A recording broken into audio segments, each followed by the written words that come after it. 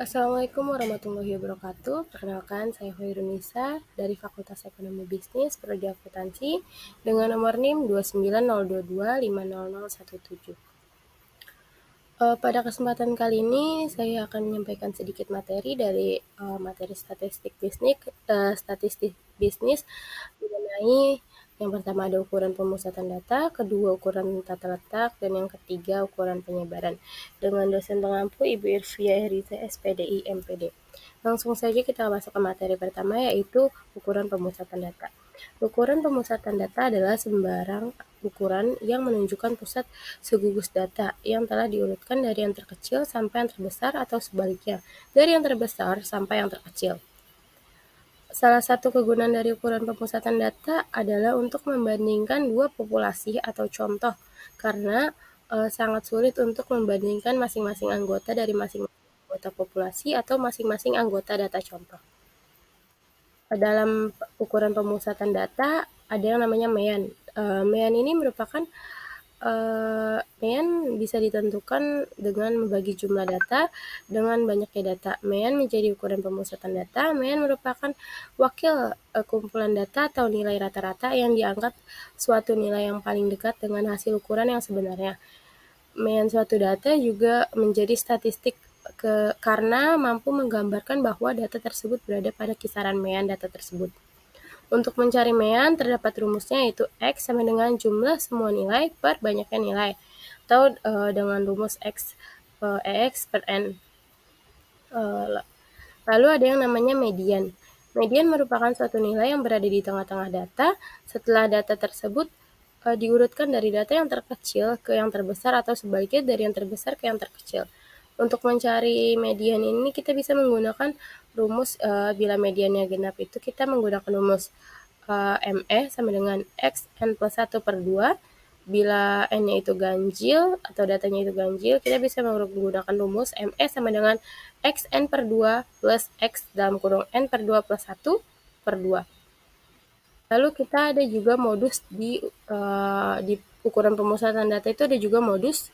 Modus ini merupakan data yang paling banyak keluar atau sering muncul. Modus bisa juga diartikan sebagai data dominan atau sebuah dalam kumpulan data. Pada modus data tunggal dapat ditentukan dengan daftar data. Jika data yang disajikan berbentuk tabel, maka cara mencari modusnya bisa langsung melihat kolom frekuensi. Namun jika data tersebut berbentuk kumpulan data, maka yang paling mudah adalah dengan menyusun data kemudian mencari data yang paling banyak. Untuk mencari modus ini kita bisa menggunakan rumus MO sama dengan L plus dalam kurung D1 per D1 plus 2 dikali I. L-nya ini merupakan tepi bawah kelas modus, D1-nya ini selisih frekuensi kelas modus dengan frekuensi kelas sebelumnya, dan D2 ini frekuensi kelas modus dengan frekuensi kelas setelahnya. D ini interval kelas atau lebar kelas. Lalu yang kedua itu ada kita masuk ke materi ukuran letak data. Ukuran letak data ini merupakan nilai yang membagi rangkaian data menjadi beberapa bagian yang sama. Terdapat beberapa ukuran letak, namun yang umumnya itu adalah kuartil, desil, dan persentil. Kita akan membahas yang kuartil dulu.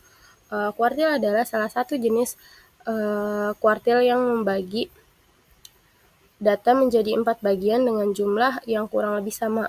Kuartil pertama atau kuartil bawah merupakan nilai tengah antara nilai terkecil dan median dari kelompok data, karena data terbagi menjadi 4 bagian yang sama, artinya terdapat 3 nilai kuartil, yaitu kuartil bawah Q1, kuartil tengah Q2, dan kuartil 3 dan kuartil atas itu Q3.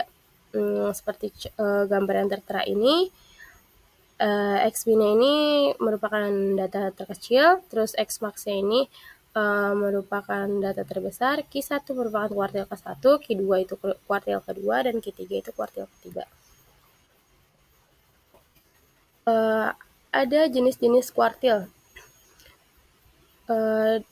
Di sini kuartil itu ada 2 jenis. Ada untuk mencarinya itu kita bisa menggunakan kuartil data tunggal dengan rumus letak Q1 sama dengan I dalam kurung N plus 1 per 4.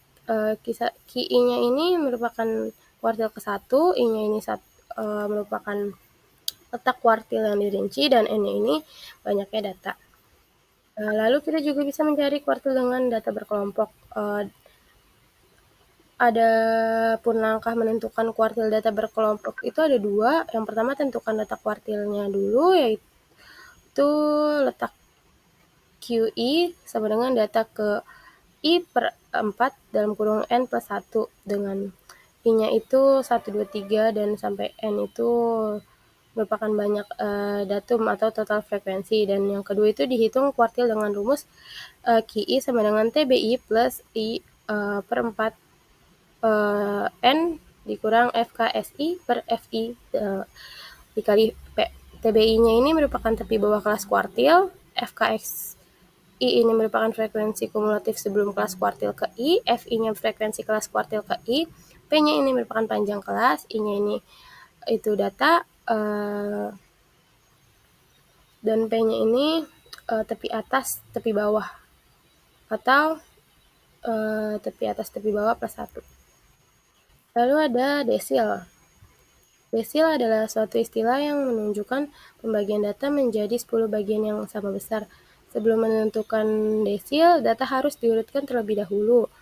Ada 9 desil yang nantinya bisa membagi data menjadi 10 bagian yang sama besar. Artinya setiap bagian memiliki presentasi yang sama, yaitu 10%. Di sini ada gambarnya, X min di sebelah kiri dan X max-nya itu di sebelah kanan. Dan antara X min dan X max-nya itu ada D1, D2, D3, itu merupakan desilnya. Letak DI sama dengan data ke I dalam kurung N plus 1 per 10, atau DI sama dengan X I dalam kurung N plus 1 per 10. Dalam hal ini, I dan N merupakan banyaknya data. Jenis-jenis desil. Yang pertama itu ada desil data tunggal. Cara mencarinya itu cuma letak DI sama dengan datanya, dengan DI sama dengan desil, I-nya itu merupakan data. Lalu ada desil data berkelompok. Langkah-langkah menentukan desil data berkelompok itu ada dua. Yang pertama, tentukan letak desil atau kelas desil dengan rumus DI sama dengan data ke I per 10 N plus 1. Dan yang kedua ada hitung desil dengan rumus DI sama dengan TBI plus dalam kurung I per 10 N min FKSI per FI dalam kurung P. Lalu di sini kita masuk ke persentil. Pengertian dari persentil. Persentil merupakan persen atau per 100 suatu istilah dalam statistik yang menunjukkan pembagian data menjadi 100 bagian yang sama besar. Pada prinsipnya persentil sama dengan desil, hanya saja sebaran datanya lebih luas 10 kali lipat. Jenis persentil. Di sini ada persentil data tunggal. Cara mencari persentil data tunggal dapat dilakukan dengan langkah-langkahnya, yaitu yang pertama, tentukan letak persentil ke I, yaitu letak pada data ke min 1, data ke 1 dalam kurung N plus 1 per 100. Dan yang kedua, jika persentilnya terletak pada nilai urutan antara K dan K plus 1, serta D adalah bagian desimal dari nilai tersebut, maka nilai persentil adalah PK sama dengan XK plus D dalam kurung XK plus 1 min XK.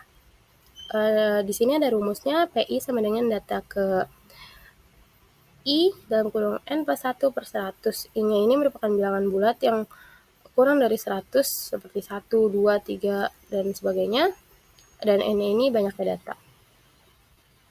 Lalu ada persentil data kelompok dengan rumus PI sama dengan TB plus dalam kurung I per 100 N min FK per FI dikali P. Ini merupakan bilangan bulat yang kurang dari 100, TB-nya ini tepi bawah kelas persentil, N-nya ini merupakan jumlah seluruh frekuensi, FK-nya ini merupakan jumlah frekuensi sebelum kelas persentil, FI-nya ini frekuensi kelas persentil, dan P-nya ini adalah panjang interval kelas. Lalu kita masuk ke ukuran penyebaran data. Ukuran penyebaran data adalah suatu ukuran yang menyatakan seberapa besar nilai-nilai data berbeda atau bervariasi dengan nilai ukuran pemusatannya, atau seberapa besar penyimpangan nilai data dengan nilai pusatnya. Dalam ukuran penyebaran data itu ada yang namanya range. Range ini merupakan selisih antara nilai terbesar dengan nilai terkecil. Umumnya jika menghitung range bisa menggunakan rumus range sama dengan X large dikurang X smalls. Keterangannya yaitu R ini merupakan jangkauan atau range, X min-nya itu merupakan nilai atau data terkecil, X max-nya ini merupakan nilai atau data terbesar. Range atau jangkauan terbagi menjadi dua jenis, yaitu ada range data tunggal, yaitu yang berfungsi untuk menghitung data tunggal bila langsung tentukan nilai terbesar dan nilai terkecilnya, lalu tinggal dikurangkan. Lalu ada range data per kelompok, yaitu nilai tertinggi diambil dari nilai tengah kelas tertinggi dan nilai terendah diambil dari nilai kelas terendah. Lalu ada simpangan rata-rata. Simpangan rata-rata atau deviasi rata-rata merupakan ukuran yang menyatakan seberapa besar penyebaran tiap nilai data terhadap nilai meannya. Jenis simpangan rata-rata itu ada dua. Yang pertama ada simpangan rata-rata data tunggal. Yang ini itu memiliki rumus SR sama dengan 1/N.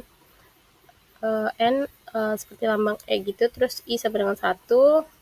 Terus XI min X SR ini merupakan simpangan rata-rata, yaitu ukuran data atau total frekuensinya. XI-nya ini data ke I, X-nya itu bilangan rataan hitung, yang seperti lambang E itu merupakan notasi sigma, yang artinya jumlahnya. Terus XI min X ini harga mutlak dari XI per X yang hasilnya selalu positif. Lalu ada simpangan rata-rata data kelompok. Rumusnya seperti yang tertera pada gambar tersebut. SR-nya itu merupakan simpangan rata-rata, N-nya itu merupakan banyak kelas, XI-nya itu nilai tengah kelas ke I, X-nya itu rata hitung, FI merupakan frekuensi kelas, dan notasi sigma-nya itu total frekuensi. Lalu ada yang namanya varians. Varians atau ragam adalah rata-rata dari jumlah kuadrat simpangan tiap data. Rumus dari ragam yaitu ragam sama dengan S2, artinya ragam diperoleh dari nilai simpangan baku kuadrat.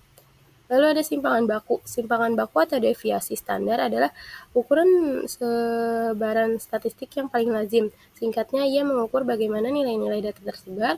Bisa juga didefinisikan sebagai rata-rata jarak simpangan titik-titik data diukur dari nilai rata-rata data tersebut. Rumus dari simpangan baku yaitu seperti yang tergambar di sini ada dua.